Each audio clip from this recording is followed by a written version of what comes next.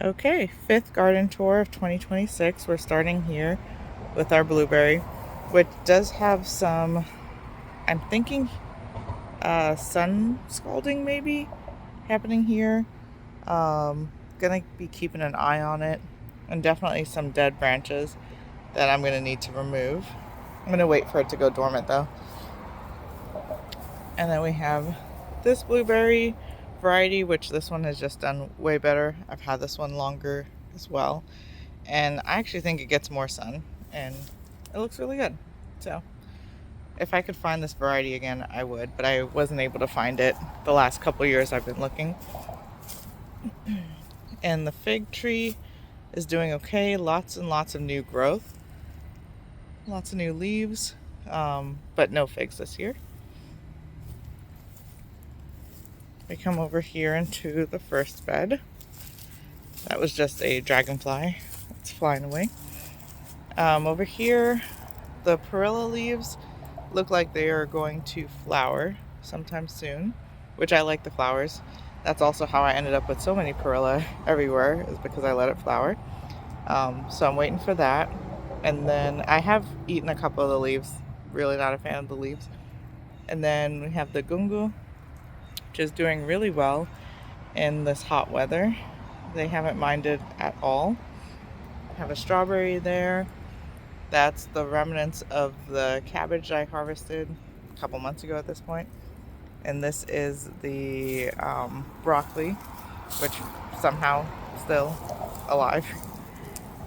And then a flower, which has gotten just a little too crispy. Come over into the next bed. We have the tomatillos. No fruit yet, although I think we're getting close.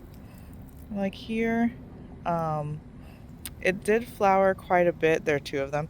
They flowered quite a bit, but still waiting on the actual fruit. And I'm not sure if it's too hot for them right now. I'm not 100% sure. And then back there is a Scotch bonnet pepper plant. Here is a bell pepper, a chocolate bell pepper. This is a volunteer zinnia. That's another pepper plant. I think that's a serrano. Here's the other tomatillo, which the tomatillos grew really, really well. They just have not produced yet. There's a cherry tomato back there, which is basically done, but I'm letting that little one come up and be the new stock for the fall. So we'll see if that works out. Lots more perilla leaves in here, because again, this is where the plant was last year. So this spread a lot right in here, and then some went over into the other bed. Here's another zinnia. And there is a Spanish lavender and a hollyhock over there. And everything in this bed does look pretty dry, but it is on a timer. So this bed is probably going to get watered tomorrow morning, and that's why it's looking so dry, because it didn't get watered today or yesterday. And if we come over here, we do have a sweet potato. I just could not remember the name. Sweet potato there. This has not been a good year for sweet potatoes. There was one under here as well, but it died off, and now just Herline has taken over this one. And then we have some more pepper plants here. This one is a shishito pepper plant, and this one is the Turkish sweet pepper. And these just got moved here under the shade cloth. Just hoping that it will let them go a little bit longer between waterings, seeing as they're in pots and I manually water those. There's really nothing happening in this bed anymore. We have the blue mealy sage, which is doing fine. I'll probably do a cutback on it, maybe not. It's doing decently well. And then there was, and now it's looks terrible, but there was a watermelon here growing along the bottom there, and part was up here growing, and yeah, I don't know what happened, but they just suddenly kind of died. Like, definitely crisped up, but yeah, it was pretty sudden. They went from like we're alive to we're crispy and dry now. And then here we have the grapevine, which is going to get a very good prune. I think it's going to happen in like February, but it needs a good prune and shaping.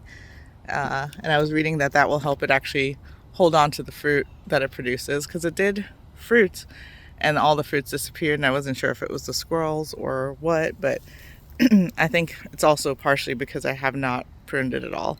Like, this is just its wild growth, which it's doing what I wanted it to do in terms of climbing over to the other side of this trellis. I wanted this whole thing kind of covered in it, but I will prune it back to see if that increases fruit production.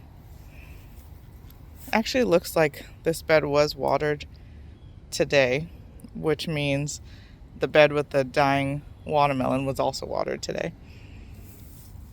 And here we have scallion, gomphrena.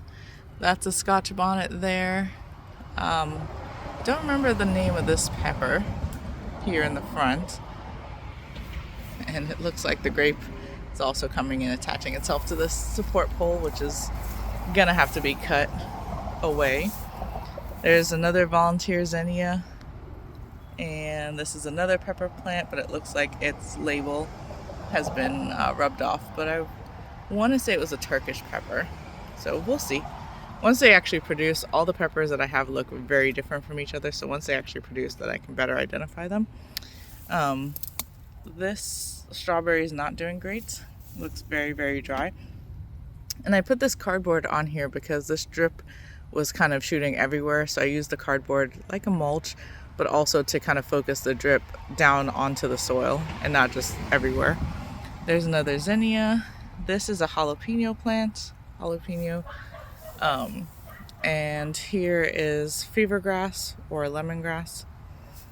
In this next bed, we have another Scotch bonnet here. We have some calendula. We have a watermelon also struggling. We have strawberry, some basil, and then the cabbages for sure are struggling, both water-wise, heat-wise, and pest attack. So, not really expecting anything from them. And we come over here, we have the Barbados cherry, which is doing really well. And I actually cut a lot of this back so I can now get in there.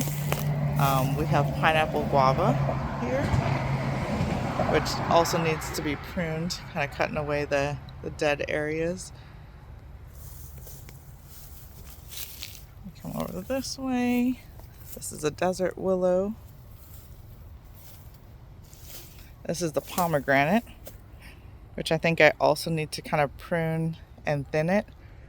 I've let it just kind of grow however it naturally grows, which is kind of shrubby, and I think I need to prune it, open it up a little bit, and see if I can get some flowers and stuff next year. Flowers and fruit next year, hopefully. And we have the pond, the flowers around the pond. There's the plum tree, which is doing really, really well. I'm actually really surprised at how well that plum tree is doing. And we have the pear tree here, which is doing pretty good. The leaves definitely have some damage, and I'm not sure if it's a water issue or something else going on. Kind of watching it to see like if it spreads or if it's just a few leaves here or there. Nothing from this tree this year. And I think it's because I cut it last winter thinking of like trying to maintain the height, because I mean it's getting very, very tall, and I think it actually produces on the part that I cut off. So had to grow back, and so hopefully I will get fruit next year. I'm actually not going to cut it this year and just see if I get some fruit next year. Might also be time to take away this stake next year, because this November will make 2 years that it's been in the ground. So I think I'll be able to take away that stake as well.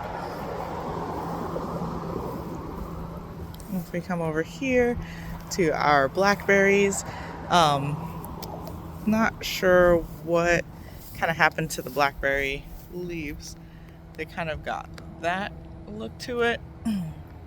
And I'm thinking it's probably a airflow problem because it was very, very crowded, even more so than it is now. This is after I've cut back a little bit.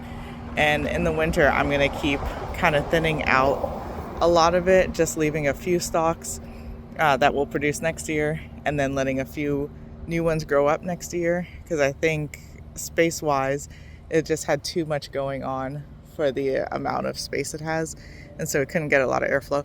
Right now, though, it's also providing shade for the tomato that's behind it, so that's the other reason I didn't cut too much more off of where it's at right now.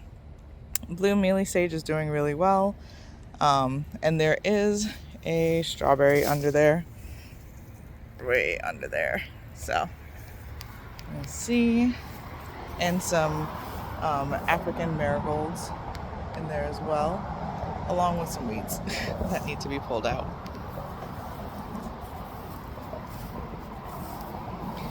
Into this next bed we have, before we move on, this African marigold is doing a great job of blooming. I think this is the one that spread to create that one and the one we just saw earlier, because this is the only place I've planted African marigold, like this one spot, this position here. I never planted it for that one to spring up or the other one. So I'm thinking it's from this one here that caused those other two to seed themselves. So this is the Korean mint. It's doing okay. It's kind of doesn't really love the heat. It's more of the cool seasons is when it's going to do its best. Here is another Scotch bonnet. And there's a calendula along with the scallion. Another Korean mint. The Korean mint really just spread itself everywhere. There's a Korean mint. There is a snapdragon here. This is the Turkish sweet pepper, and it has a pepper on it. And that's why I was like, the tag wore off, but once I see the peppers, I can identify them. There's another Korean mint over there. Another one volunteering here. And really at some point I am going to have to like cut back some of these volunteers, but it's just right now I'm just leaving them alone. There is a melon there, lots of scallion, and this cucumber, I'm shocked it's even still alive, but it's still alive. It's not producing right now, but it's still alive, so hopefully it stays alive, and then once we cool down it can start producing again. And a very big volunteer zinnia over there. And then spread into this next bed, which has chives in the back there, which are blooming, and then a volunteer zinnia growing through the chives. And this is kind of the look I like, of just kind of everything mixing and mixing together, and just more kind of natural look. I don't keep anything really pampered back here.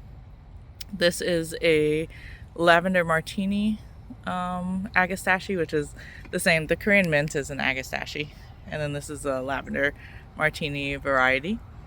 Another nice basil plant here, some strawberries down there, another Korean mint. This is my dahlia, which did not do great this year. It's very dry, much drier than it was last year. It just has not had a great year. Kind of the big elephant in this bed is this climbing rose bush, which we do have one stalk that's just kind of going over now, and I'll deadhead that one. But I did a lot more deadheading last weekend. And then we have more strawberries. The strawberries in this bed have probably done the best in terms of spreading themselves around. And then we have another pepper plant there, and we have some coulis thyme or Cuban oregano, more volunteer zinnias and scallion, and that will wrap up the 5th garden tour of 2026.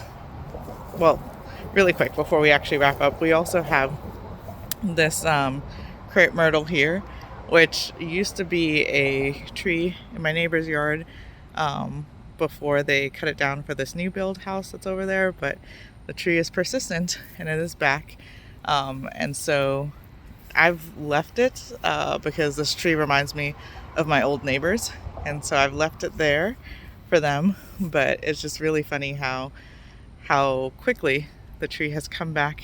This you can see over in the neighbor's yard, and grown back so well. But when I first moved in, it was on my neighbor's side, but it kind of grew over the fence and almost kind of overhung my walkway, and so it was really nice. It was very pretty. So we have a little offshoot of it here and some more volunteers from it there, which I might dig up and move towards my back fence once it cools down. But yeah, we'll end on the crepe myrtle blooms.